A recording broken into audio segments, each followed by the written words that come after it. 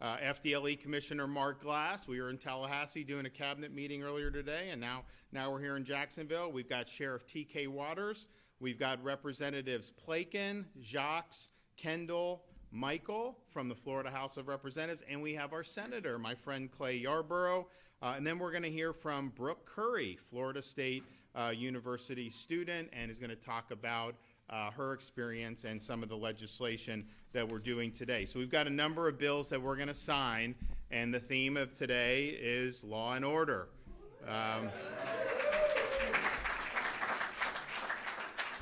That's kind of been the theme of the state of Florida, at least since I've been around it, because we've had to deal with a lot of, I would say, pathologies around the United States of America.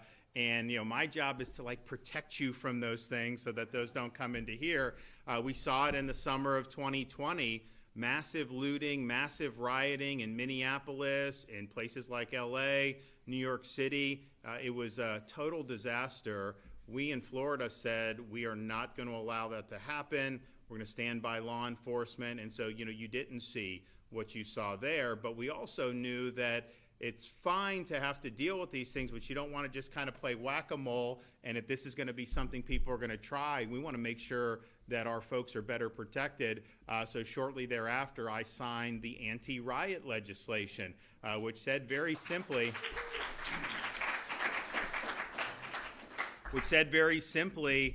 if you riot, if you loot, if you engage in mob violence, you are going to be held accountable in the state of Florida. We are not going to sit by and let people take pot shots at the men and women of law enforcement.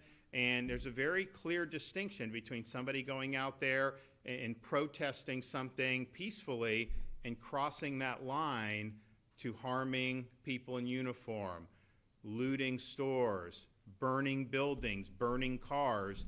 And we've drawn that line very clearly. Remember, when you had the Hamas demonstrations that were happening, you know, as much as I totally disagreed with what they were saying, you know, if you're going to go out and wave that, I think it's bad, but I also think if you're peaceful.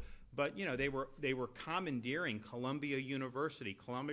They tried to do that in Florida. They tried to take over a street in Miami, and the Miami police kicked them off in 13 minutes. That was a record at the time. Until the next week, they tried to do it in Central Florida, and Florida Highway Patrol kicked them off in 11 minutes. This is a big group of Hamas people, and they kicked them off very quickly. So we have zero tolerance for that, especially obstructing traffic. And that's the thing. You see what's happening in Los Angeles right now. You have federal law enforcement enforcing the law, which they're not only supposed to do, they took an oath to do. That's what is on the books. And you got people there that are acting like the law doesn't apply to them. So you come from a foreign country illegally into our country, you burn the American flag in protest of them trying to send you back to the country whose flag you're waving. This is such a farce. This is political. This is very ideological. But what's going on there? So you see that, and you see them burn stores. I mean, they looted. I mean, I'm watching these things. They're looting Foot Locker, the Apple Store, all this stuff, burning cars, doing all this. That would never fly in the state of Florida, not for 1 minute. You'd end up in the slammer very quickly. So you have those, and you see that what's going on. We are not going to allow that to happen in Florida. I know people are talking about, hey, there's going to be, you know, demonstrations around the country, and you know, the line's very clear. Everybody, every police department, every sheriff's department, all state agencies know the line's clear. You know, peacefully talking about what you want to do or what you want to see, or having any type of those discussions is fine. But the minute that crosses the line, we are not going to just sit idly by and let the inmates run the asylum. But one of the things they're doing in LA that, you know, because you focus on and this is the same thing as 2020. You remember, you'd have the CNN reporter in Minneapolis. Behind him would be like the city engulfed in flames. And he said, this is a mostly peaceful protest. And you're just thinking to yourself, really? And so they're trying to say the same thing. Oh, it's, it's peaceful. It's not that. Well, I'm seeing the stores being looted. I'm seeing fires. I'm seeing all this. I'm seeing law enforcement targeted. But one of the things that they're doing that it seems like it's even unremarked because they're doing all these other things, they are commandeering streets and doing things like that. I mean, you can apply to like get a permit to use a street. I mean, that does happen, but they're just commandeering streets. And, that really, I think, honks a lot of people off because it's like it's already bad traffic in LA, horrible traffic. You got people that need to get their kids to school or get them to summer camp. You got people that may have medical needs. You have all these different things. And some of these streets are just shut down because you have all these people that are complaining. That's wrong. And so in Florida, the streets, do not even try to shut down the streets. We're going to make sure that you don't do that. So I just look at seeing what's going over there. They've developed a sense of entitlement that the law doesn't apply to them with respect to immigration because California is a sanctuary state, and so they think that they can just kind of do this and ignore the law. That doesn't work, and so what the Trump administration's doing to enforce the law, not only have a right to do it, they have a duty to do it. That's why you get elected. That's why you take an oath to do. So I see the mayor, I see the governor making excuses for the people that are causing, all the havoc. And that's not the way we roll here. So we're committed. I don't think there's a single law enforcement agency that's not committed. We also have certain duties that we've imposed through Florida state law because I called a special session and we worked through that. All state and local law enforcement agencies are required to participate with ICE for immigration enforcement. And that's the only way you're ever going to do this and do this well. And so there's a question, occasionally you'll see like a sheriff pop off, like not TK, but oh, I'm not going to do it. I'm not going to do it. Really? Okay. Trust me, you're going to follow the law or you'll be out of a job. That's what's going to happen. And that's what we're going to do in the state of Florida. Now, one of the things we focused on a lot, and we've had to deal with of course, the overall unrest that the country's seen and make sure that Florida is a refuge from that. But we've also seen over many years children being left unprotected in some of these jurisdictions. And we've done more in the state of Florida to protect the innocence of our kids than any state in these United States. And I'm proud that we have done that. You remember a few years back, we signed the Parental Rights and Education Bill, making sure that you can send your kids to school without them being taught that they were born in the wrong body or that their gender is a choice. That is not acceptable, and that doesn't happen in the state of Florida. And if they try to do it in violation of the law, we now have an Office of Parental Rights in the Attorney General's office where you can submit and then they can take action to make sure Florida law is being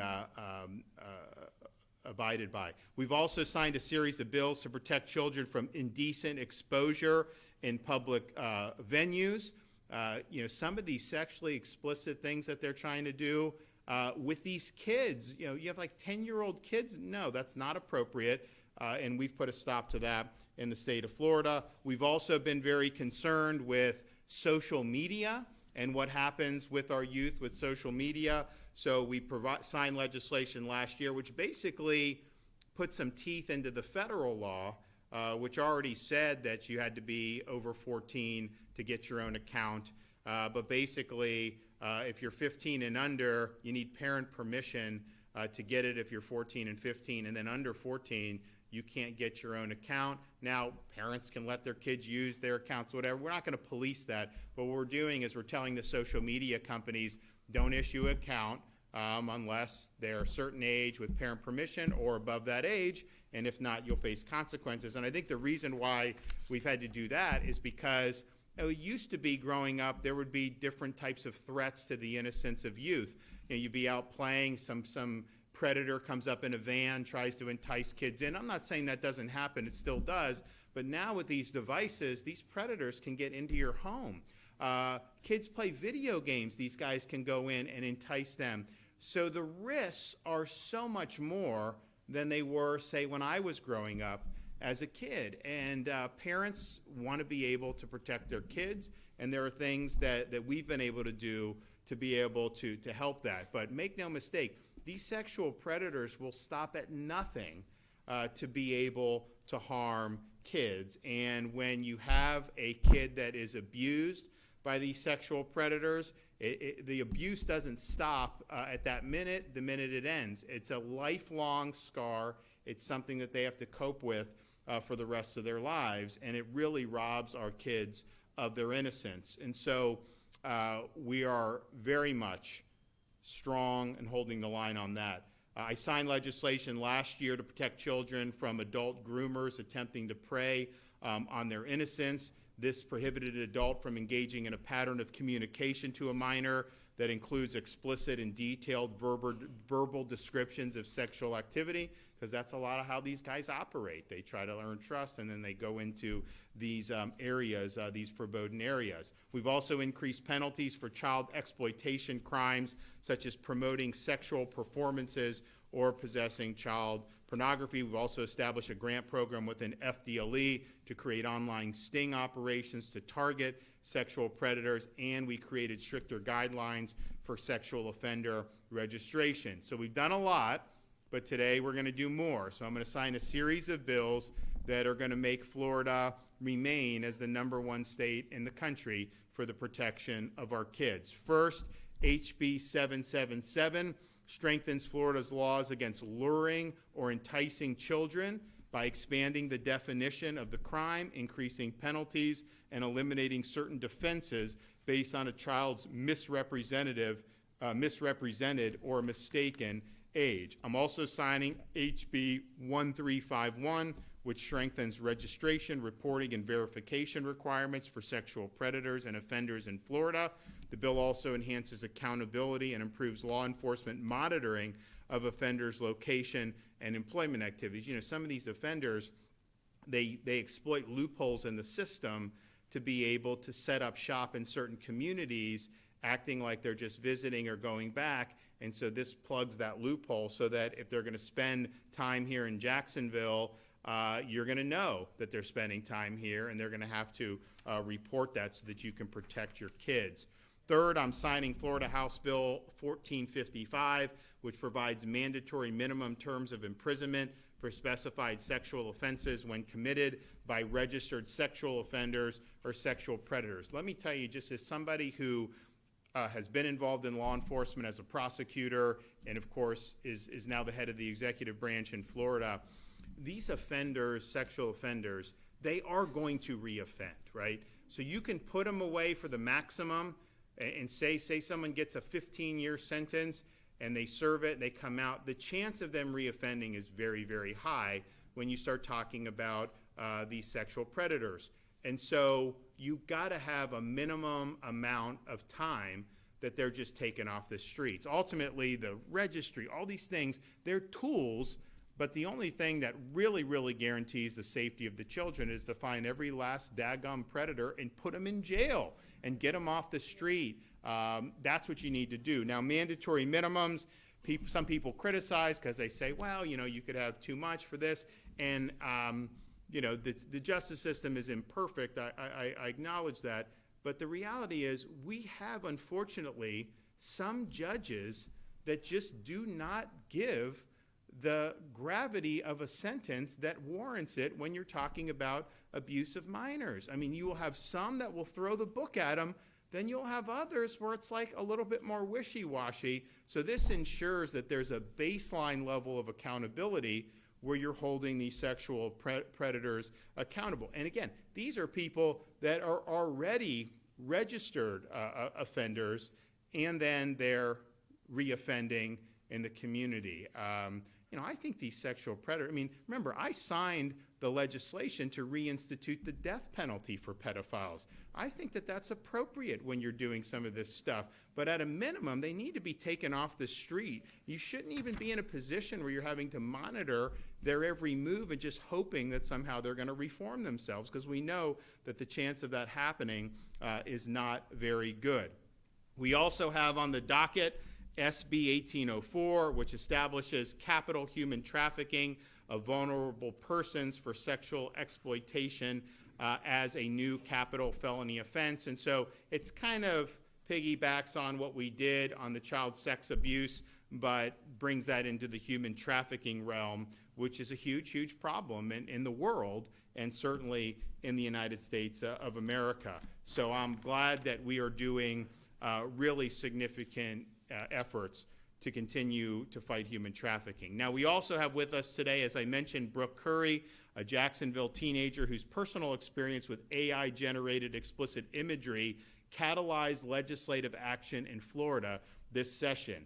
And accordingly, I'm going to be signing HB 1161, Brooke's Law, to strengthen protections for individuals whose images are used in non-consensual, sexually explicit, deep fake content by requiring covered online platforms to implement a notice and removal system. So these are people that are manipulating this stuff, but they can do it so well that a lot of people think that this is authentic and just think of what that does as somebody who gets victimized by this. And so Florida law does not currently provide a mechanism by which victims can request the removal of these altered depictions without consent.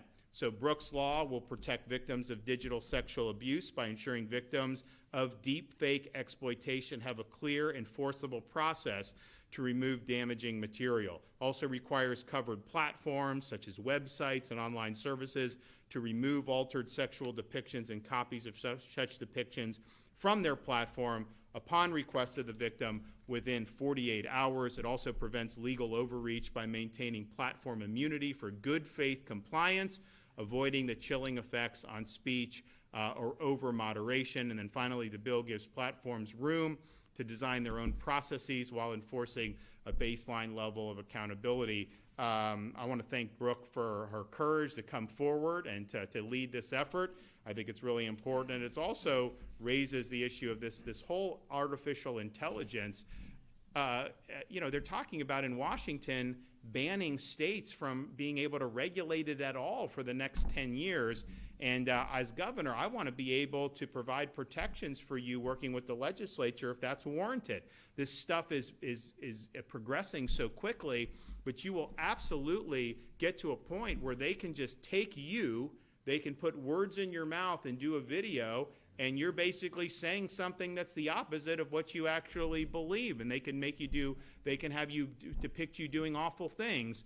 That's not the world that we want to live in, and so I think that the states need to be able to retain their ability to handle the emerging AI issues. You know, we're not going to run away from it. We know it's going to be a part of military operations. It's going to be a part of a lot of things. Although I will say this, you know, they talk about the power of it, and there's a lot of things that are powerful about it, but there's also a lack of common sense in some of these AI things. I mean, like, sometimes they just don't, they can't reason like a human being does, and so there's not only dangers with how good it can be, but there's also dangers by employing it without recognizing some of the limitations and the flaws that it has, because I've seen that firsthand, and I've had to go in and fight with like Grok or some of these and say, wait a minute, that's wrong. Oh yeah, you're right, I saw that. And then like they admit they were wrong, but I'm like, why were you wrong the first time? So this is a really significant issue of all the different things. I mean, how people's privacy is going to be respected or not, how it's going to affect the economy, and what types of jobs are going to be available to people. These are really, it's maybe the most fundamental issue that we're going to confront over the next many, many years. And I just think you as Floridians should have the right to be able to petition your policymakers to provide protections for you if that's something that you think is right. They're trying to kneecap the states from being able to do that, and I do think that that's a mistake. Well, listen, we're going to sign all this stuff in a second, but before we do that, we're going to hear from Mark Glass, TK, we're going to hear from Brooke, and then we're going to hear from Rachel Plakin from the Florida House. So, Mark Glass. And good morning, and thank you for coming to JROC, the Jacksonville Regional Operational Center for FDLE. And this is your FDLE, and you got to hear our great governor talk about the things the state of Florida is not going to put up with. And I'm going to tell you, it is great to work in my position and to let you know that FDLE has the ball. One thing we do is look out over the horizon, see what's coming at us, the changes in techniques, tactics, and procedures. And what we do, cyber is that battleground, that new battle space we all have to deal with. And I'm proud to be here, be with you, Governor, protecting our children, supporting our victims, and holding our predators accountable. And to be able to stand over here and watch him sign 4 of these bills is amazing. And I'm so thankful for that. And I want to thank our legislators for also championing this. I know we talked in your offices, and I want to say thank you so much for doing this and the great work you guys have been doing and trying to get these bills across the line for us to sign this. Deep fakes. Let's talk about 1161. You heard the governor talk about AI. AI is getting more dangerous. We do not have time, like he said, to wait on the federal government to do 10 years worth of you stand by while we figure it out. We can start figuring it out now. I have some of the best cyber experts working for FDLE. You have the best cyber experts working for FDLE, and we're working with our sheriffs, local chiefs. We're working with all of the state organizations and also our victim services. So what we're trying to do is get ahead of the game. Let's look at AI forensics, cyber forensics, and make sure that we're able to put stuff to bed early and try to say that it's a fake, so that way we can get it out there. But with 1161 allowing us to go after these different platforms to say that you take that off now and take it from your systems and scrub it. The more you scrub it from your systems, the better. Also, too, just to Brooke and every victim who's out there and had to fight and to be believed, your courage is making Florida safer. And I want to tell you, from my analysts and my agents that are out there, they are looking and watching how you did your business, and they're saying thank you because you're giving them the tools they need, and you're giving them the fight, and they know why they're there. So I just want to say thank you for that. House Bill 777, offenses involving children. It makes it crystal clear. If you target a child, there's no excuse, not ignorance, not deception, not denial. There's no excuse.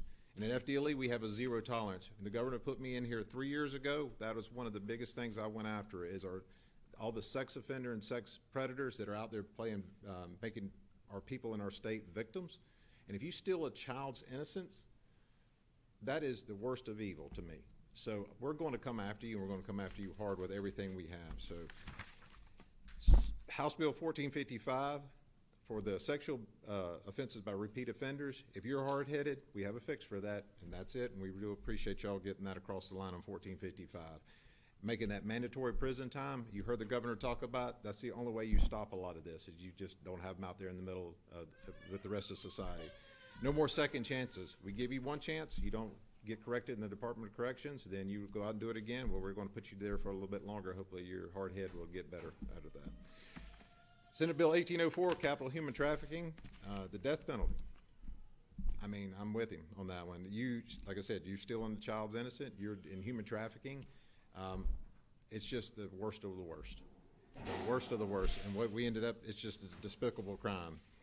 And so, thanks to Governor DeSantis for leading that charge for Floridians. Now, on human trafficking, I do want to say something there. If you see something, say something. You've heard that campaign. If you see something suspicious, report it. Knowing the signs of human trafficking can save lives. If you go to FDLE's website, if you go to JSO's website, they will help you guide you through to look at the signs. Do not be afraid to report something if it seems out of the ordinary. Please say it, because there are people getting victimized and trafficked right in front of our faces, even whether it's the grocery store or just at a sports venue.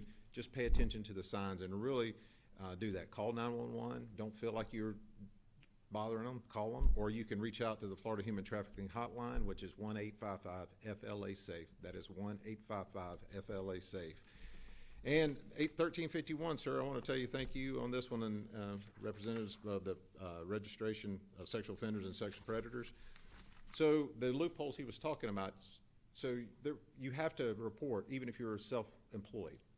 So you do not want somebody who's self-employed coming to your house to do a handyman special and everything. You don't know who they are because they didn't report their business online. So that's going to make it mandatory reporting, so that way you can screen who's coming to your house to actually work on your house, whether it be plumbing, whether it be roofing, or whatever you need to do there.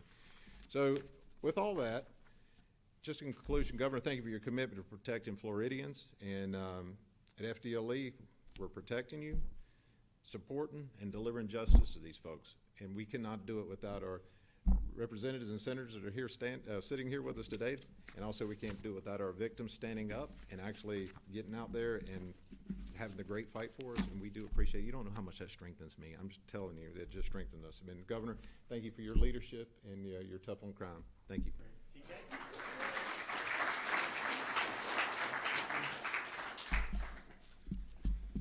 So, Governor, thanks for having me here today. Thank you all for having me. It's an honor to be here today and with our governor and local and state leaders for this important occasion in Florida, which gains several new means to combat exploitation of our children and other vulnerable citizens. As a father, grandfather, and a career police officer, I know that there is no more vital role for law enforcement than the protection of our kids. By their age and inherent dependency, children are vulnerable. Now more than ever, our children face dangers. They need and deserve the vigilance of the adults around them and a civil society. Here in Duval County, we believe in law and order, big time. Evidenced by our recent operation where we arrested 24 predators for trying to hook up with 13-year-old kids. And as the head of this agency at the Jacksonville Sheriff's Office, I can promise you that this agency will always enforce the law and aggressively pursue those whose criminal actions harm our children and other vulnerable citizens. I'd like to publicly recognize Brooke Curry, for whom Brooks Law is named. Brooke is a resident of our county in my city. And her courage, strength of spirit, and the content of her character culminated in the passing of an important piece of legislation that bears her name. Brooke, our city is proud of you for transforming a painful life experience into the means to garner needed change. There are so many people in our future who will benefit from your vision and resolve. You are an inspiration to us all, and all of Jacksonville stands with you. And I'm sure everyone in the state, the great state of Florida, stands with you also. Today we have new proactive tools in our tool belt to combat sexual predators and offenders and protect at-risk members of our community. I want to thank Florida's legislators and our great governor once again for creating and enacting these new pieces of legislation so that we in law enforcement have additional avenues by which to take predatory criminals off of our streets. Thank you very much.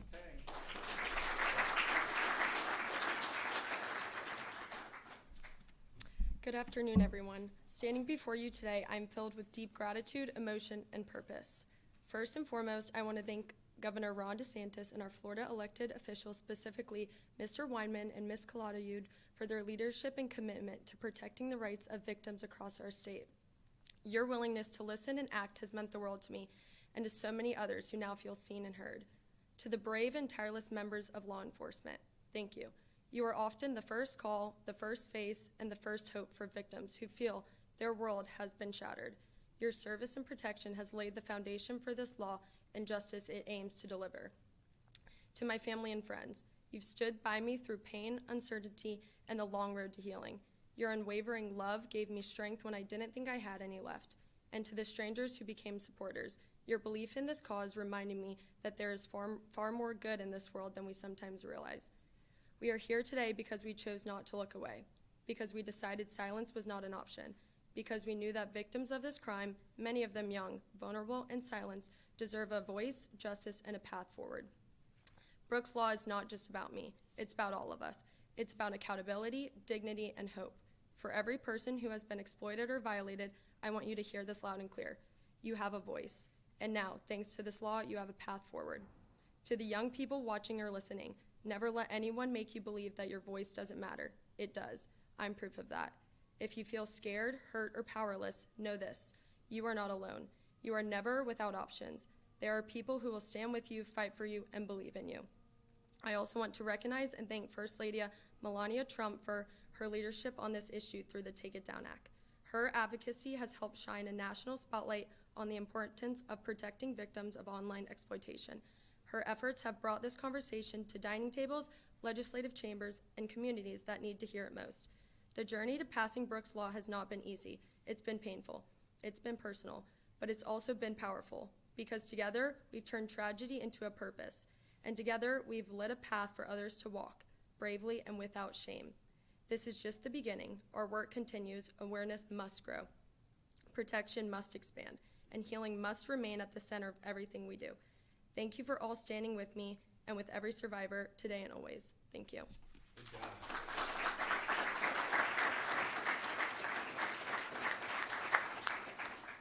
Hello, I'm Representative Rachel Plakin. I want to thank Brooke for sharing her story. It took a lot of courage to come here and speak before these folks, and we just really appreciate you so much. I'm the House sponsor of HB 777, and the Orange County Sheriff's Office came to me and they told me that current law said that If a predator lures a child or tries to entice a child into a structure or a vehicle, it's a misdemeanor right now. If they try to lure them out, it's not even a crime. And as a mother, a mama bear, I was livid to hear that. And I said, I must run this bill. And so today, we are changing that. We're making it a felony. And I want to thank Governor DeSantis for taking a stand for Florida's children. And also, I would like to thank Senator Collins for being an extraordinary partner. God bless. Okay. All right, we're gonna do this. You guys wanna come up? Good job. That's awesome. All right, so we got a number of them to do. Do we have any kids in the audience? Would you like, this is not permanent marker. Would you like one? There you go. I got another one if we've got any others. You know, when the kids got the permanent markers over the years, I mean, I get the complaints about them, you know, marking up everything. So we try to help out and do what we can here. Okay, so today is the 10th of June, am I right? Yep.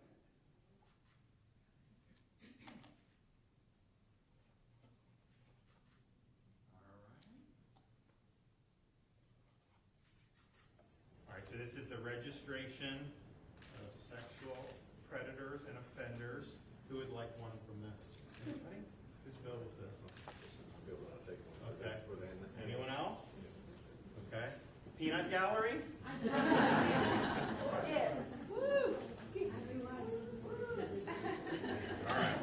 So we've got that one. This is the previous sex offenders. Whose bill is this? Who did 1455? Any of you guys here or no?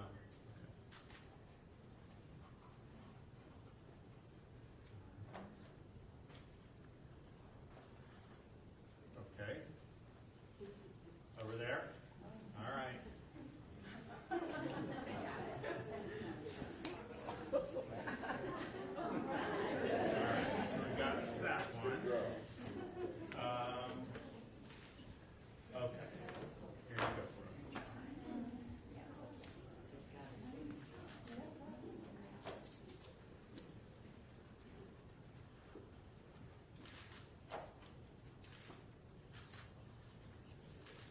There you go. Yeah. Anyone else? Lenny? Navy man? All right. There you go. All right. HB 777.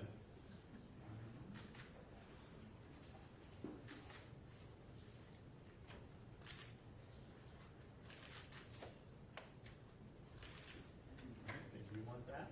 Anybody else want one on this one? Anyone back here? Okay. How many of you have already gotten one? All right, so we got that, and then this is the capital offense. I have one more non-permanent marker. Are you sure we don't have any other kids? Okay. Sure. Take it. All right. I got two more. Anyone up here? Okay. All right. Now what we're going to do is hold that one. I will hold these two, and then maybe Rachel hold that one up. Okay. There we go. Woo!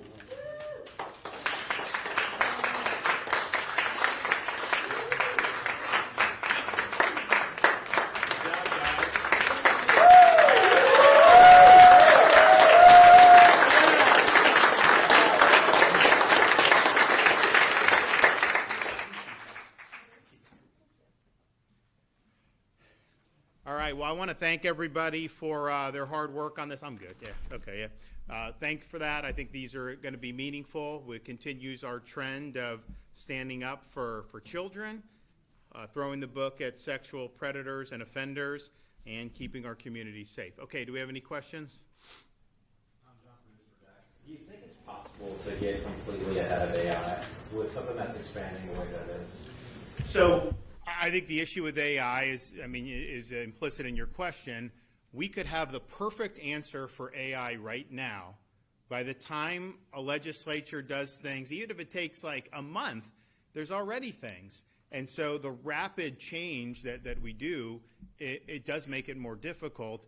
In terms of getting ahead, look, I think that what I would do, assuming we retain authority, is we're not going to be able to police every aspect of it, right? But there are going to be certain things where we're going to need to provide protections for people so that their lives aren't negatively impacted by the rise of AI. And I don't know that we're going to know every permutation of that because there's new things that get developed all the time.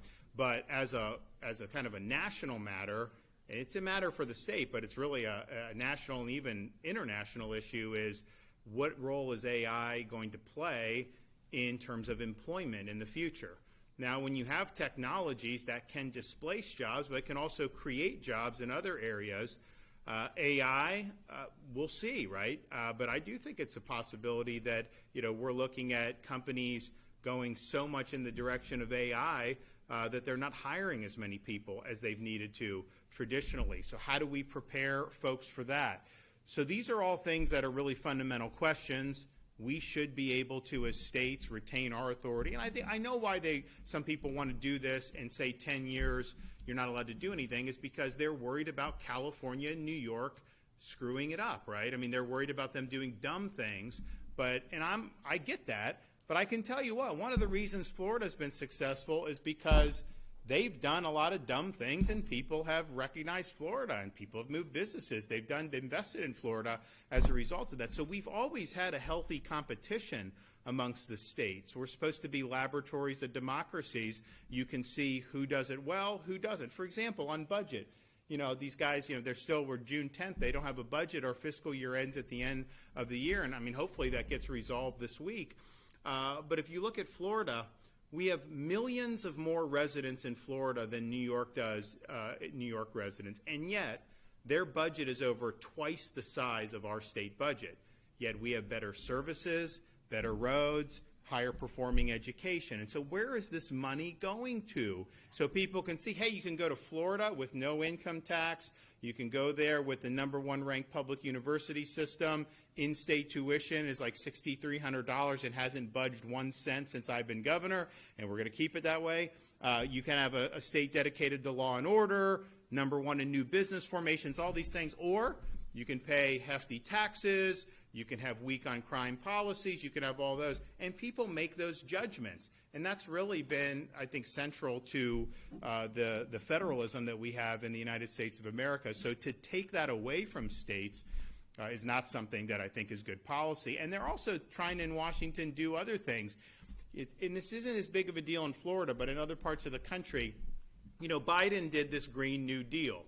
So it's like trillions of dollars in subsidies that we shouldn't be spending at all. Like they should just reverse the entire Biden New Deal, Green New Deal. That would save money. That would allow you to be able to do whatever you wanted with immigration, all that stuff. It should all be wiped clean.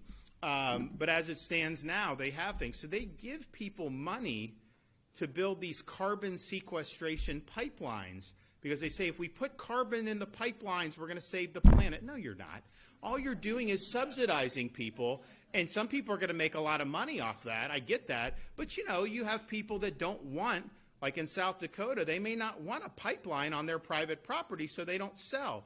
Well, what they want to do is kneecap the ability of states and localities to protect private property rights by having restrictions on eminent domain. So now that's going to be wiped from the books, and they're going to be able to go in over the head of landowners. They also want to override all local and state zoning laws against these AI data centers. These AI data centers are like massive amounts of power that go into them. Do you want those just set up in right by the rec center of some residential neighborhood? I think you should be able to say no if that's the case. So there is they are trying to take away the ability of states to act in some of these spheres. But I think AI is really important that we retain that so that we're able to make some thoughtful calculations. But it is very difficult because of how rapid it changes, and you could have the perfect solution today, and in 6 months it is possible that solution is obsolete.